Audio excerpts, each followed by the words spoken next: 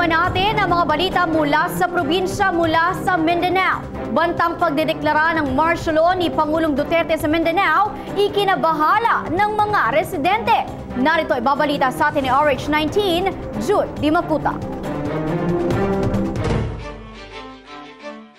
Nahaharap sa panibagong krisis ang rehiyon ng Mindanao sa panahong ideklara nga ni Pangulong Duterte ang martial law sa buong rehiyon anumang oras o araw mula ngayon. Sa ipinatawag na Mindanao Local Chief Executive Meeting kahapon sa Davao City, sa isa pang pagkakataon hiningi ng Pangulo sa mga Muslim, Lumad at Christian leaders ng Mindanao na tulungan siya sa pag-establisa ng kapayapaan sa buong rehiyon or else di mano siya magdadalawang isip na magdeklara ng batas militar sa Mindanao.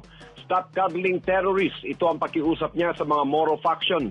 Bilang reaksyon, inihayag ni Basilan Governor Jim Hataman na wala ng barangay na mapuntahan ng mga Abu Sayyaf sa Basilan na may 11 towns at 2 cities.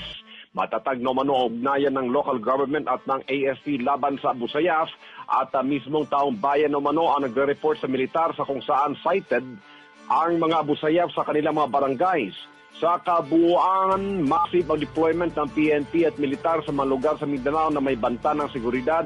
Sa Lanao del Sur, nagpapatuloy ang paghahabol sa Maute Group. Sa Maguindanao naman, nauna nang inilatag ni Governor Toto Mangoradato ang mga libreng pangkabuhayan at edukasyon para sa mga nagre-rebelde laban sa pamahalaan.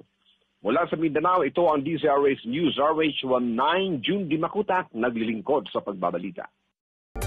I-like po ang page ng DZRH News Television para updated at i-share ang trending news na balitang ito para mas marami ang makabalita. At mag-comment para alam namin ang opinion mo.